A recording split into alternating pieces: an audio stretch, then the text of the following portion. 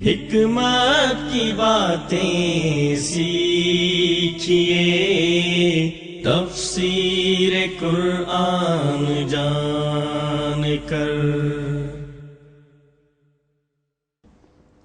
یقیناً اگر وہ تم پر قابو پا لیں گے تو تمہیں سنگسار کر دیں گے، یا وہ تمہیں اپنے دین میں ہی واپس لے جائیں گے اور تب تم کبھی فلاح نہیں پا سکو گے۔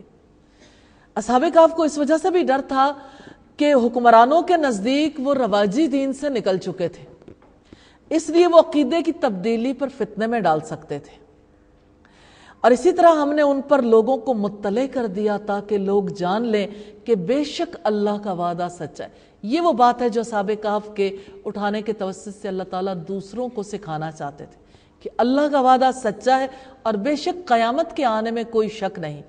جب لوگ آپس میں ان کے معاملے میں جھگڑ رہے تھے تو کچھ لوگوں نے کہا کہ ان پر ایک عمارت بنا دو، ان کا رب ہی ان کے متعلق بہتر جانتا ہے۔ جو لوگ ان کے معاملے پر غالب آئے انہوں نے کہا کہ ہم ان پر ایک مسجد ضرور بنائیں گے۔ اللہ تعالیٰ نے صدیوں اصحاب کہف کے وجود کو محفوظ رکھ کر ان کی زندگیوں کو باس بعد الموت کے لیے نشانی بنا دیا کہ اللہ تعالیٰ جب چاہیں کسی کو زندہ کر سکتے ہیں۔ اصحاب کہف جب غائب ہوئے تھے، چونکہ ایلیٹ کلاس کے افراد تھے، ان کے بارے میں کہا جاتا کہ یہ شہزادے تھے، بہرحال اہم ہستیوں کے بیٹے تھے، اس وجہ سے ان کے نام تختی پر لکھ کر شاہی خزانے میں رکھ دیے گئے تھے کہ جب کبھی بھی ان کے بارے میں تصدیق کرنا چاہیں گے تو ان ناموں سے تصدیق ہوگی کہ یہ بت پرستی کے دور میں اپنے عقیدے کی خاطر شہر کو چھوڑ کر جانے والے لوگ ہیں۔ اور پھر آپ دیکھیں کہ یہ لوگ جنہوں نے اپنے عقیدے کے لیے سب کچھ چھوڑا تھا کس طرح لوگوں کی توجہ کا مرکز بن گئے۔ جب یہ بیدار ہوئے، جب لوگوں کو خبر ہوئی، آپ سوچئے 350 سال 309 سال بیت گئے تھے۔ آپ اچھا طریقے سے اسے سمجھتے ہیں کہ چینجز کتنی ریپڈلی آتی ہیں۔ مثال کے طور پر آج سے 10 سال پہلے لوگ امیجن نہیں کر سکتے تھے کہ اتنی زیادہ ٹیکنالوجی ترقی کر جائے گی، اور اگر 20 سال پہلے جا کے دیکھیں تو حالات بالکل ہی فرق تھے، اور اگر آپ 25 سال پہلے جا کے دیکھیں تو پاکستان میں کمپیوٹر نہیں تھا۔ یعنی آپ اندازہ کر سکتے ہیں موبائل نہیں، کمپیوٹر نہیں، لائف کتنی سلو تھی۔ اب آپ پیچھے سے جا کے دیکھیں پاکستان بننے سے پہلے، اور اگر 309 سال پہلے جا کے اس علاقے کو دیکھنا چاہیں تو علاقہ تو یہ تھا لیکن ایسا تھوڑی تھا۔ 309 سال میں ان کا لباس بھی پرانا نہیں ہوا، وہی لباس پہن کے جب ایک فرد اسی دور کا سکہ لے کر پہنچا کھانا لینے کے لیے تو اس کے تو یعنی بدن میں جیسے کوئی ٹھنڈی ٹھنڈی چیز اتر گئی ہو کہ یہ کون ہے اور کس دور کا سکہ ہے، لیکن اس نے کہا کہ ٹھہرو، اور اس نے پھر اطلاع کر دی۔ جب اطلاع ہوئی دور بدل چکا تھا، سنگسار کر دینے والے لوگ چلے گئے تھے اور لوگوں نے صحیح عقیدہ اختیار کر لیا تھا۔ لوگ کرسچن ہو چکے تھے اس وقت تک، اور کرسچینٹی کے ساتھ کچھ ان کے غلط عقائد بھی موجود تھے، جیسے باس بعد الموت کے بارے میں انہیں شک تھا، تو اللہ تعالیٰ نے ان کے اس عقیدے کو درست کرنے کے لیے کس طرح اصحاب کہف سے مدد لی۔ اب آپ یہ دیکھیے کہ جب دور بدلا تو کس طرح سے یعنی وہی لوگ اصحاب کہف سے برکت لینے کے لیے آئے، اور پہلا حکمران جو تھا وہ سنگسار کرنا چاہتا تھا، اور تھیوڈیسس جو ہے وہ ان سے ملنے کے لیے برکت لینے کے لیے خود چل کر آیا، اور اسی نے اصحاب کہف کی یادگار بھی تعمیر کروائی۔ کیا کسی خاص مقام پر جہاں کسی کی ڈیتھ ہو جائے وہاں پر مساجد تعمیر کی جا سکتی ہیں؟ اصحاب کہف کے لیے جن لوگوں نے کہا تھا کہ مسجد تعمیر کر لیں، وہ یہ چاہتے تھے کہ ہم یعنی کہ اتنے نیک لوگوں کی وجہ سے ہم یہاں پر عبادت کرنے کے قابل ہو جائیں۔ ام المومنین عائشہ صدیقہ اور سیدنا عبداللہ ابن عباس کہتے ہیں کہ جب رسول اللہ صلی اللہ علیہ وسلم پر مرض الموت طاری ہوئی تو آپ اپنی چادر منہ پر ڈالنے لگے، پھر جب آپ کو اس سے گرمی معلوم ہوئی تو آپ صلی اللہ علیہ وسلم نے اپنے چہرے سے چادر ہٹا دی، اسی حالت میں فرمایا یہود و نصارہ پر اللہ تعالیٰ کی لعنت ہو، انہوں نے اپنے نبیوں کی قبروں کو مسجدیں بنا لیا تھا۔ آپ صلی اللہ علیہ وسلم ان کے افعال سے ڈراتے تھے کہ ایسا معاملہ آپ نہ کرنا۔ بخاری کی 435 اور 436 نمبر روایت ہے۔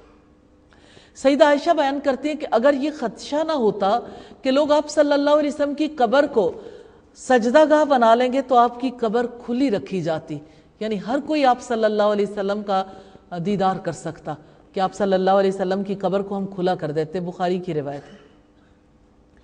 سیدنا ابو ہریرہ رضی اللہ تعالیٰ عنہ کہتے ہیں رسول اللہ صلی اللہ علیہ وسلم نے فرمایا، اے اللہ میری قبر کو بت نہ بنانا۔ اللہ تعالیٰ نے ان لوگوں پر لعنت فرمائی جنہوں نے اپنے نبیوں کی قبروں کو عبادت گاہ بنا لیا تھا۔ اسے مسند احمد میں روایت کیا گیا۔ جلدی وہ کہیں گے کہ وہ 3 تھے، ان کا چوتھا ان کا کتا تھا، اور وہ کہیں گے کہ وہ 5 تھے اور ان میں سے چھٹا ان کا کتا تھا۔ یہ بغیر علم کے رائے زنی کرنا ہے۔ اور وہ کہیں گے کہ وہ 7 تھے، ان میں سے 8واں ان کا کتا تھا۔ آپ کہہ دیں میرا رب ہی ان کی تعداد کو بہتر جانتا ہے، تھوڑے لوگوں کے سوا انہیں کوئی نہیں جانتا، چنانچہ آپ ان کے بارے میں کسی سے سرسری بحث کے علاوہ جھگڑا نہ کریں اور نہ ہی ان کے بارے میں کسی سے کوئی فیصلہ مانگیں۔ اصحاب کہف کی تعداد کے بارے میں بہت بحثیں کی گئی۔ اللہ رب العزت نے 6 تک کی بات کے بارے میں کہا کہ یہ رائے زنی کرنا ہے بغیر علم کے، لیکن 7 کے بعد نہیں کہا۔ سیدنا عبداللہ ابن عباس کہتے ہیں کہ میں بھی ان قلیل لوگوں میں شامل ہوں جو جانتے ہیں کہ اصحاب کہف کی تعداد کیا تھی، یعنی وہ 7 تھے۔ تو یہ بحثیں کس چیز کے بارے میں کی گئی؟ سوچیں، ایک واقعے سے عبرت حاصل کرنے کی بجائے لوگوں کا مزاج کیسا ہو گیا۔ اصحاب کہف کی بات جب آتی ہے زیادہ تر لوگ ان کے کتے کی بات کرتے ہیں۔ اللہ تعالیٰ نے کیا ان کے کتے کے لیے واقعہ سنایا یا اصحاب کہف کے لیے؟ تو یہ بحثیں ان کے کتے کے بارے میں کی گئی، یہودیوں اور عیسائیوں نے کی، اور یہ بحثیں ان کی قبر پر مسجد بنانے کے حوالے سے کی گئیں، یہ بحثیں ان کے سونے کے زمانے کے بارے میں کی گئیں۔ بھلا وہ 309 سال سوئے ہوں یا 200 سال سوئے ہوں، اس سے کیا فرق پڑتا ہے؟ بات تو اللہ کی قدرت کی ہے کہ اللہ تعالیٰ جب چاہے جتنا عرصہ چاہے کسی کو زندہ رکھ سکتا ہے، چاہے تو کسی کو وفات دے سکتا ہے۔ تو سچے خدا پرستوں کو ان غیر ضروری بحثوں سے بچنا چاہیے، الجھنا نہیں چاہیے۔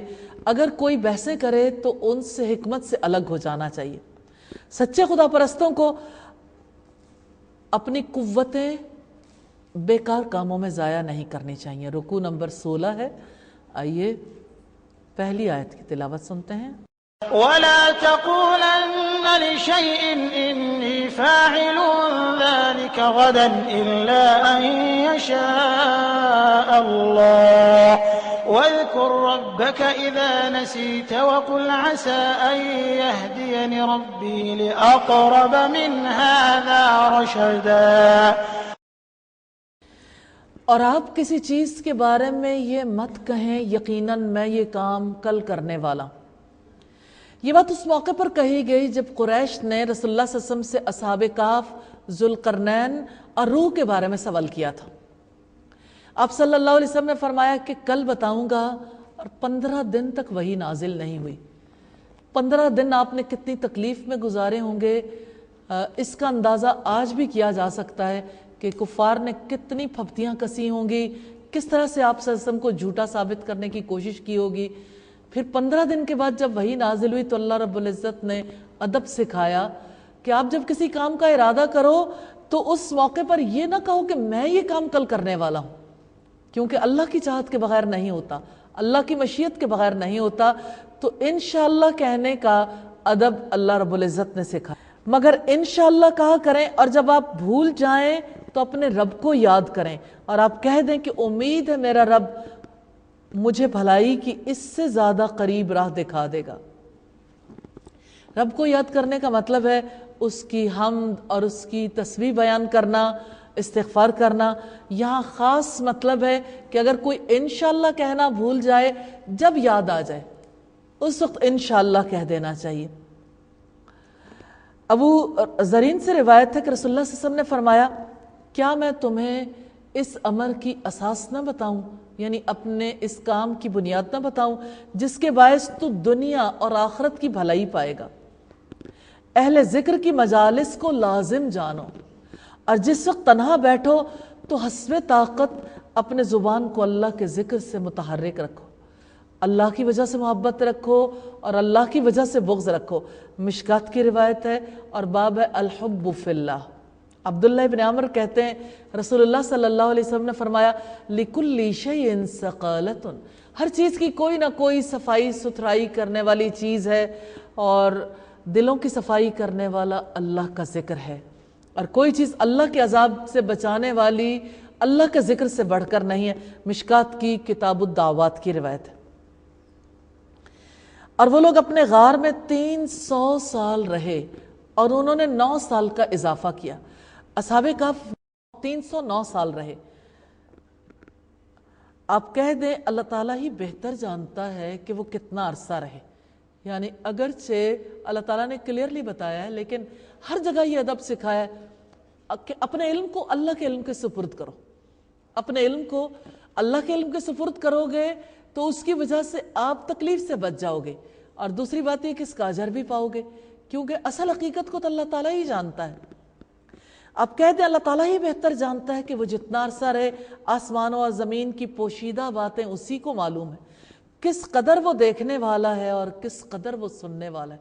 اللہ تعالیٰ نے اصحاب کہف کے حوالے سے خصوصی طور پر تعجب کا اظہار کیا ہے کہ کس قدر اللہ تعالیٰ دیکھنے والا تھا جب اصحاب کہف غار میں سو رہے تھے، اور کس قدر سننے والا تھا جب اصحاب کہف بیدار ہوئے اور لوگوں کے درمیان جھگڑے جاری تھے۔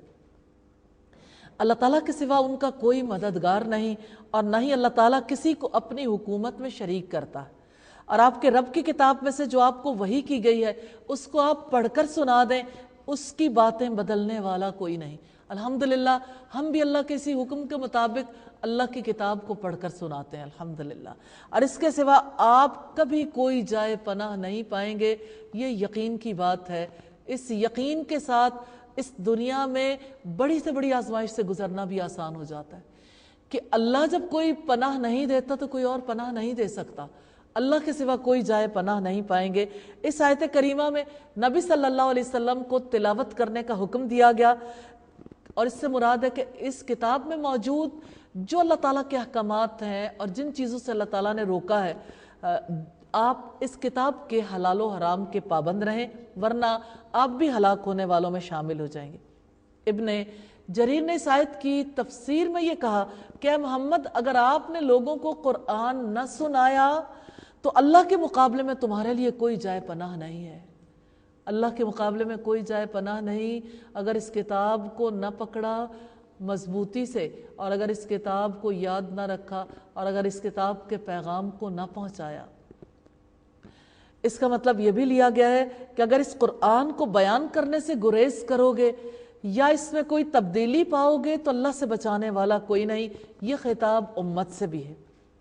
حکمت کی باتیں سیکھیے، تفسیر قرآن جان کر، حکمت کی باتیں سیکھیے، تفسیر قرآن جان کر۔ آپ اپنے آپ کو ان لوگوں کے ساتھ روکے رکھیں جو صبح و شام اپنے رب کو پکارتے ہیں، وہ اس کی رضا چاہتے ہیں، اور آپ کی نگاہیں ان سے آگے نہ بڑھیں۔ آپ دنیا کی زندگی کی زینت چاہتے ہیں، اور آپ ایسے شخص کی اطاعت نہ کریں جس کے دل کو ہم نے اپنی یاد سے غافل کر دیا ہے، اور جو اپنی خواہش کے پیچھے چلا ہے، اور جس کا معاملہ حد سے گزرا ہوا ہے۔ رسول اللہ صلی اللہ علیہ وسلم کو صحابہ کرام کے ساتھ رہنے کا حکم دیا گیا جو غلام تھے، معاشی طور پر کمزور افراد تھے، جن کے ساتھ اٹھنا بیٹھنا قریش کو ناگوار تھا۔ خباب سے روایت ہے رضی اللہ تعالی عنہ کہ ہم لوگ یعنی سیدنا عمار اور سیدنا صہیب وغیرہ غرباء اور مساکین ایک کونے میں خاموش بیٹھے تھے کہ جو اللہ کی مرضی اور اس کے رسول کی، اتنے میں حضرت جبریل علیہ السلام آئے اور یہ آیت لائے وَلَا تَعْدُ عَيْنَاكَ عَنْهُمْ تُرِيدُ زِينَةَ الْحَيَاةِ الدُّنْيَا، اور تمہاری نظریں ان سے نہ پھر جائیں، تم دنیا کی زندگی کی زینت چاہتے ہو، یعنی جو سوسائٹی کے عمراء ہیں، صاحب حیثیت لوگ ہیں، آپ چاہتے ہو کہ ان کے ساتھ آپ بیٹھو تاکہ دین کا کام زیادہ اچھے طریقے سے پھیلے، لیکن ان لوگوں سے آپ نظریں نہیں پھیر سکتے۔ مگر اللہ کے نزدیک عزت میں ساری دنیا کے مالداروں سے وہ غربا اور مساکین زیادہ تھے. یہ ابن ماجہ کی روایت. بات ہے رب العزت کے حکم کی. آپ اپنے آپ کو ان لوگوں کے ساتھ روکے رکھیں, صحبت بدل دیں, دوستیاں تبدیل کر دیں, کمپنی چینج کر دیں. ان لوگوں کے ساتھ رہیں جو صبح و شام اپنے رب کو پکارتے ہیں اور وہ اللہ کی رضا چاہتے ہیں.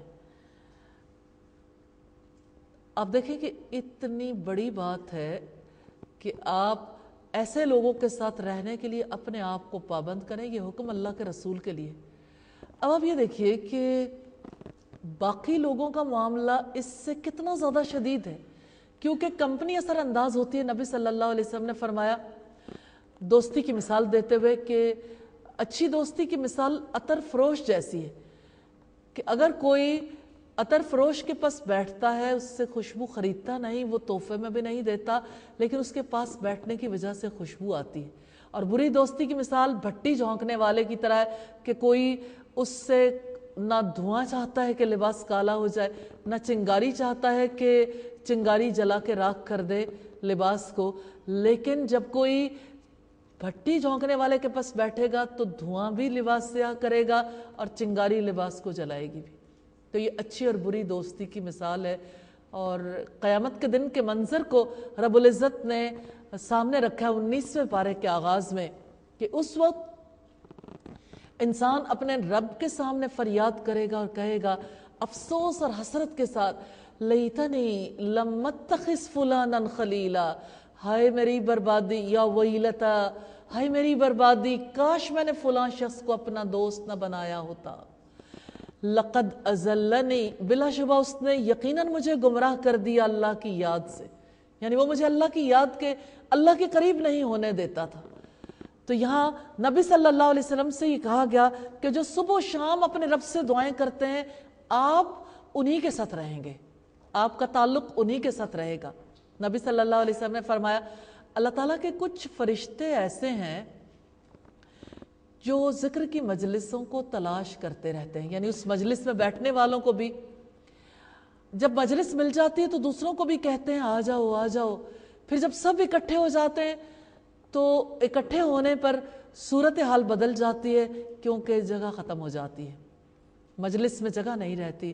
پھر فرشتے پرے باندھنا شروع کرتے ہیں حتیٰ کہ آسمان تک پہنچ جاتے ہیں. پھر اللہ تعالیٰ ان سے پوچھتے ہیں تم نے میرے بندوں کو کس حال میں پایا, کیا کر رہے تھے؟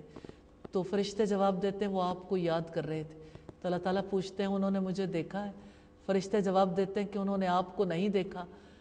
اس پر اللہ تعالیٰ پوچھتے ہیں کہ یہ بتاؤ کہ اگر وہ مجھے دیکھ لیتے پھر کیا کرتے؟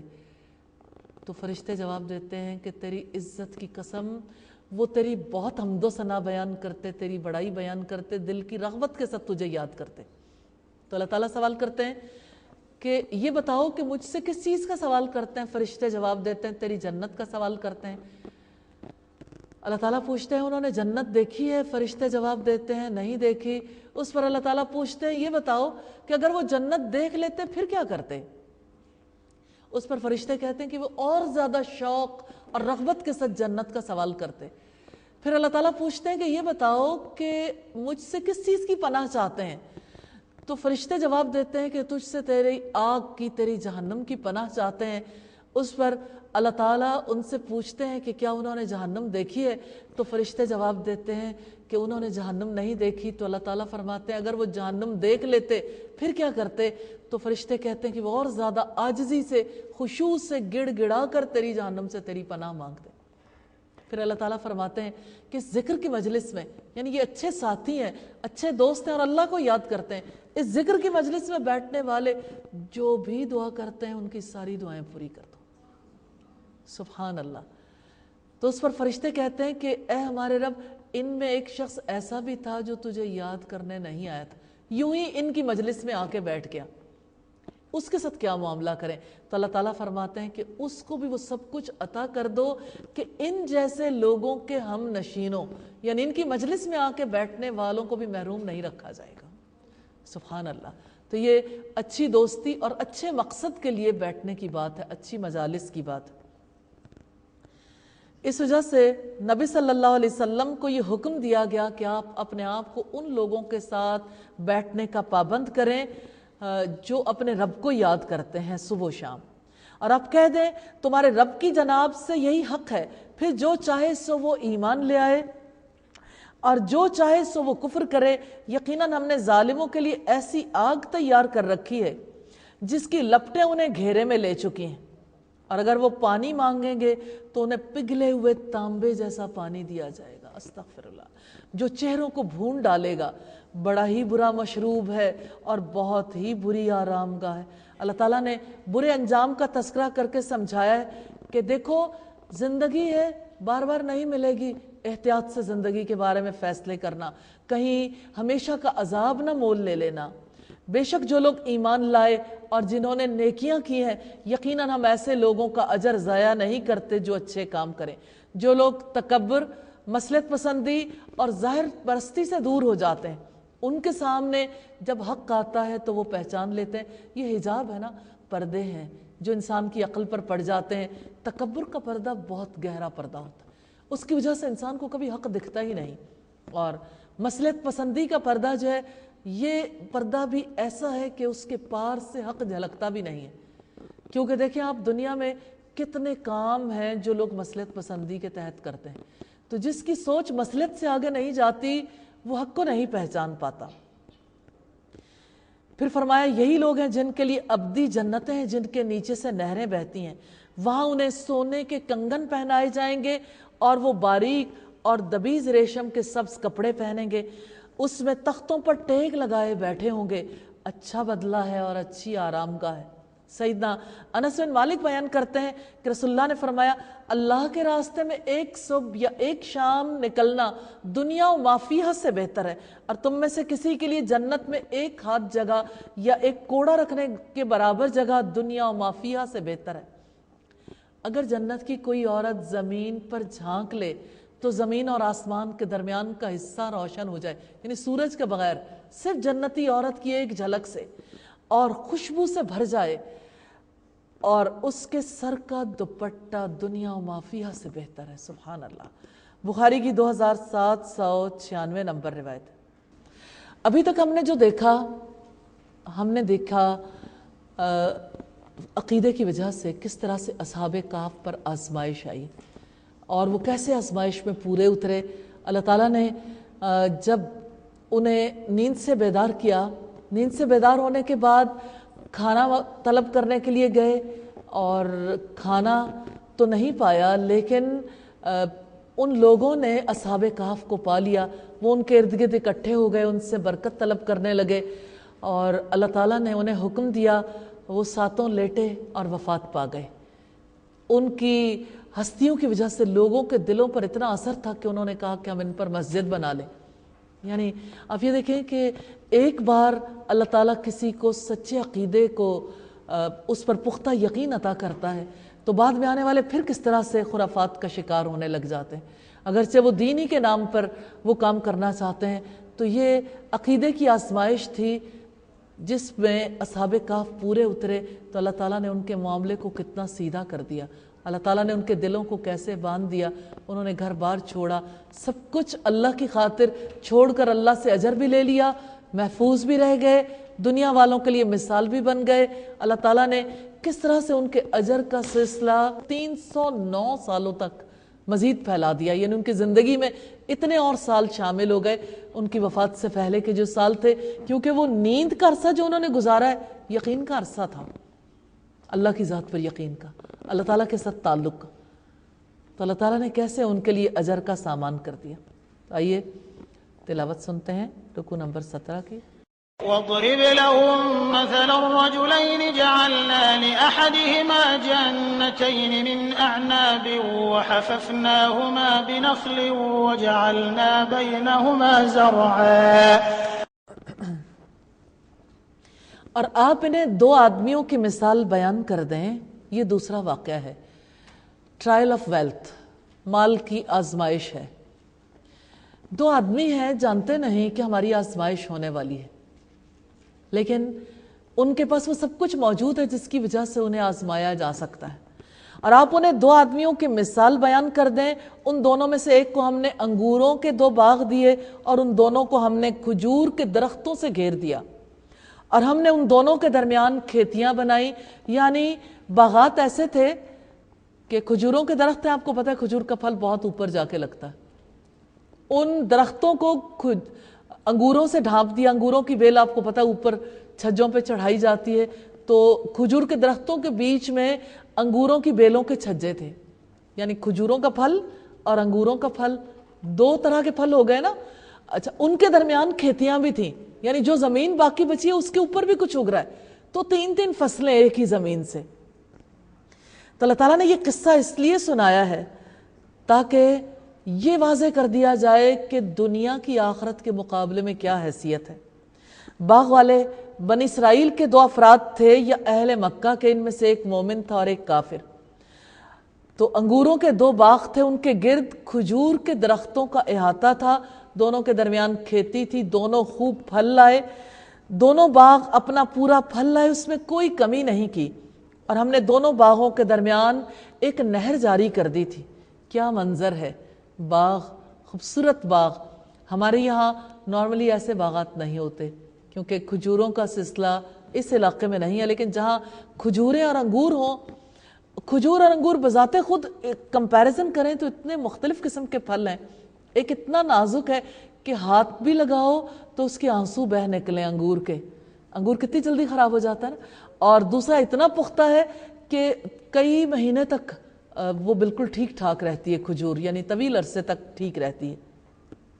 حکمت کی باتیں سیکھیے، تفسیر قرآن جان کر، حکمت کی باتیں سیکھیے، تفسیر قرآن جان کر۔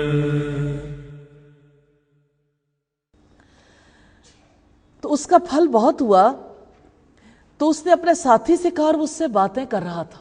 اب یہ والی بات ہے جو توجہ طلب، میں تجھ سے زیادہ مال والا ہوں۔ جب مال آتا ہے تو مال کی بنیاد پر تکبر کیسے آتا ہے؟ انا خیر من، میں اس سے بہتر ہوں اور تعداد میں زیادہ باعزت ہوں، یعنی میرے ملازم، میرے خدمتگار اتنے زیادہ ہیں۔ اللہ تعالیٰ نے واضح کیا کہ باغ میں پھرتے ہوئے اس کے دل کا پیمانہ خوشی سے بھر گیا اور وہ جوش میں آ گیا، حتیٰ کہ غرور اس کے دل میں داخل ہو گیا۔ اب وہ بھول گیا کہ مجھے ان نعمتوں پر اللہ کا شکر ادا کرنا ہے، صرف اتنا یاد رہ گیا کہ میں تجھ سے زیادہ مال والا ہوں اور تجھ سے زیادہ طاقتور نفری رکھتا ہوں۔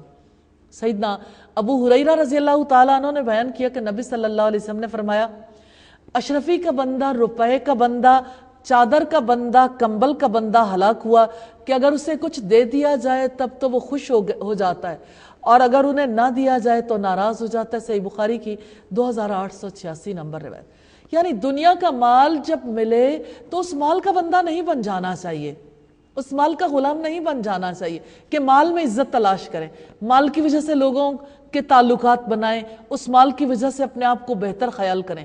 مال تو اللہ تعالیٰ کی طرف سے آزمائش ہے، دنیا کی زندگی کے لیے ملا، اپنی ضروریات کے لیے بھی خرچ کریں، دین کی حفاظت کے کام بھی کریں اور نادار لوگوں پر بھی خرچ کریں، تو مال تو اللہ کی دی ہوئی نعمت۔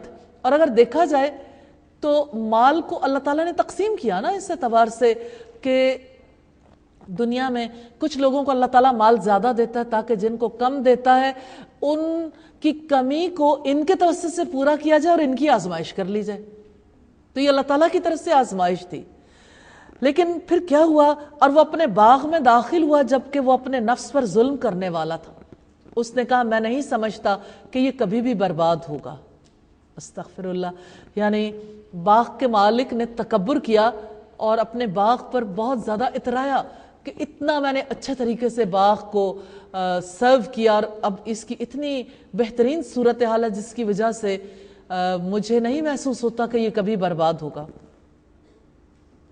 تو اس نے تکبر اور سرکشی کی غذا تو لی لیکن اللہ کا شکر ادا نہیں کیا، حالانکہ اس موقع پر تو شکر ادا کرنا چاہیے تھا، اس نے ظلم کیا۔ اور میں نہیں سمجھتا کہ قیامت قائم ہونے والی ہے، ایک اور تکبر.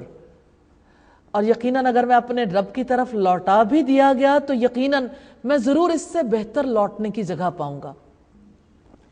متکبر انسان امتحان کی حالت کو انعام کی حالت سمجھ لیتا ہے، پھر وہ انعامات کو اپنا حق سمجھتا ہے. اس کے دل میں یہ بات بس جاتی ہے کہ آج انعامات ہیں تو کل کیوں نہیں ہوں گے جبکہ میں وہی ہوں گا، کہ اگر اللہ نے آج مجھ پر انعامات کیے تو کل بھی بغیر کسی حساب کتاب کے مجھے یہ انعامات دے دیے جائیں گے. اس کے ساتھی نے جبکہ وہ باتیں کر رہا تھا اس سے کہا، کیا تم اس ذات کا انکار کرتے ہو جس نے تمہیں مٹی سے بنایا، پھر پانی کی ایک بوند سے پھر تمہیں درست کیا اور درست آدمی بنا دیا؟ تو آپ دیکھیں کہ ایک ہی وقت میں کیسے ایمان والے نے یاد دلایا، کیا تم اس ذات کا انکار کرتے ہو کہ جس نے تمہیں پورا پورا وجود دے دیا، یہ ساری قوتیں، مال، جو کچھ تمہارے پاس ہے اسی کا عطا کردہ تو ہے. تو دیکھ لے کہ رب کی یاد کا سبب دولت نہیں ہے، ایمان ہے. ایمان کی وجہ سے کوئی اپنے رب کو یاد کر سکتا ہے، اور جس کو ایمان مل جائے وہ رب کو کبھی نہیں بھولتا. لیکن وہی اللہ میرا رب ہے اور میں اپنے رب کے ساتھ کسی کو شریک نہیں کرتا. بندہ مومن نے یاد دلایا کہ تم شرک کرتے ہو کیونکہ تم اللہ تعالیٰ کے انعامات میں دوسروں کو شریک ٹھہراتے ہو. تم اللہ کی بڑائی کی بجائے اپنی بڑائی چاہتے ہو. اور جب تم اپنے باغ میں داخل ہوئے تو تم نے ماشاء اللہ کیوں نہ کہا. اللہ تعالیٰ کے سوا کوئی قوت نہیں. اگر تو نے مجھے مال اور اولاد میں اپنے سے کمتر دیکھا ہے تو امید ہے کہ میرا رب مجھے تمہارے باغ سے بہتر باغ عطا فرمائے گا. سوچیں ایمان والے جو ہیں وہ کس طرح اپنے رب کی ذات پر یقین رکھتے ہیں کہ ٹھیک ہے رزق میں کمی ہے تو اللہ کی طرف سے، اور اگر مجھے طلب کرنا ہے تو مجھے تو اپنے رب سے امید باندھنی ہے. مجھے امید ہے کہ وہ مجھے تم سے زیادہ اچھا عطا کر دے گا. یعنی وہ متاثر نہیں ہوا، امپریس نہیں ہوا اور پریشرائزڈ فیل نہیں کیا اس نے کہ کوئی مجھ پر اپنی دولت کی دھاک بٹھانا چاہتا ہے تو وہ یعنی اس کے روب کو قبول کر لے. مال کی وجہ سے ایمان والے کبھی روب قبول نہیں کرتے. اور اس نے کہا اور تمہارے باغ پر آسمان سے کوئی آفت بھیج دے تو وہ چٹیل میدان ہو کر رہ جائے گا.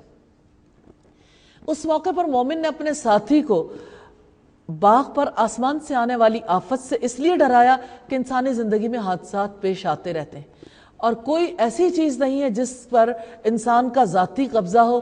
اس لیے مومن نے توجہ دلائی کہ جسے تم اپنا سمجھتے ہو وہ تمہارا اپنا ہے ہی نہیں.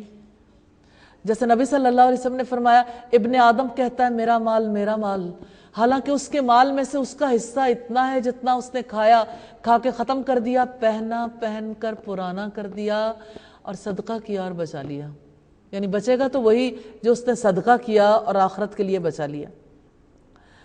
تو مال ملنے پر رب العزت نے دعا کرنے سکھائی ہے، ربی اوزعنی ان اشکر نعمتک التی انعمت علی وعلی والدی وان اعمل صالحا ترضاہ.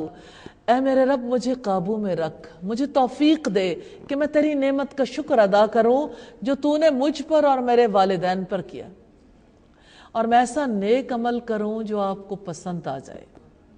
یہ سورہ نمل کی آیت نمبر 19 ہے. یا اس کا پانی گہرا ہو جائے پھر تم اس کی تلاش کی قطعاً استطاعت نہ رکھو گے، اور اس کے پھل کو گھیر لیا گیا، اللہ کا فیصلہ آ گیا. ابھی تک تو ڈراوا تھا مومن کی طرف سے، چنانچہ وہ اس پر اپنے ہاتھ ملتا رہ گیا جو اس پر اس نے خرچ کیا تھا، اور وہ باغ اپنی چھتوں پر گر پڑا تھا اور وہ کہنے لگا اے کاش میں نے اپنے رب کے ساتھ کسی کو شریک نہ بنایا ہوتا. اللہ تعالیٰ نے انسان کو سمجھایا کہ دنیا میں جو باغ تم نے اگایا تمہارا ذاتی نہیں تھا، لیکن تم نے اس پر اپنی ملکیت سمجھ کر شرک کیا.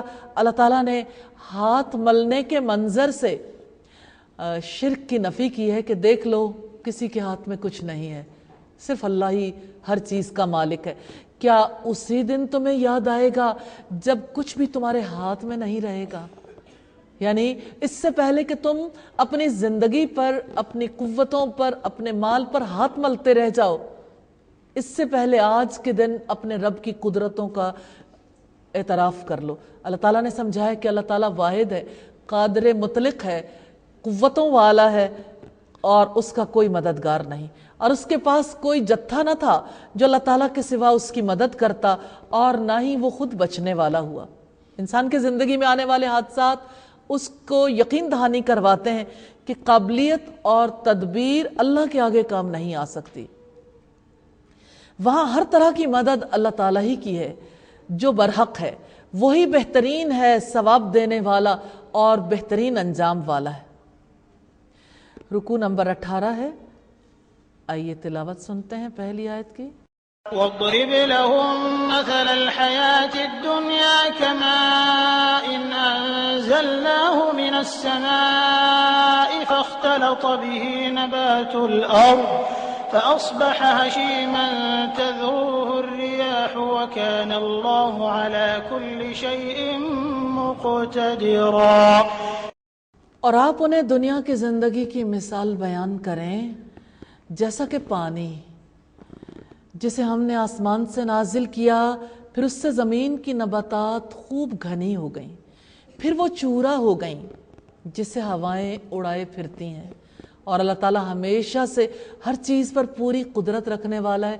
یعنی دیکھو تو صحیح، وہ وقت بھی ہوتا ہے کہ بارش کی وجہ سے بیج سے پودا نکل آتا ہے، اور پھر وہ وقت بھی ہوتا ہے جب کھیتی بھس بن کے رہ جاتی ہے. سیدنا ابو سعید خدری سے روایت ہے کہ رسول اللہ صلی اللہ علیہ وسلم نے فرمایا، دنیا میٹھی، سرسبز اور پرکشش ہے. بے شک اللہ تعالیٰ تمہیں زمین میں جانشین بنائے گا، پھر دیکھے گا کہ تم کیسے عمل کرتے ہو. بس اس میٹھی پرکشش دنیا سے بچ کر رہو اور عورتوں سے بھی محتاط رہو، کیونکہ بنی اسرائیل میں سب سے پہلا فتنہ عورت کی وجہ سے پیدا ہوا. صحیح مسلم کی 6948 نمبر روایت. مال اور بیٹے دنیا کی زندگی کی زینت ہیں، اور باقی رہنے والی نیکیاں ہی آپ کے رب کے نزدیک ثواب میں بہتر ہیں اور امید میں بھی زیادہ اچھی ہیں. باقیات الصالحات سے مراد ہر قسم کی نیکیاں ہیں. جن کاموں سے اللہ تعالیٰ نے روکا ہے ان سے رکنا، اور جن کاموں کا اللہ تعالیٰ نے حکم دیا ہے اس کو کرنا، یہ اعمال صالح، ہر عمل صالح باقی رہنے والا ہے. اور خاص طور پر اعمال صالح میں وہ اعمال جو صدقہ جاریہ بننے والے ہیں، وہ باقی رہنے والے اعمال ہیں.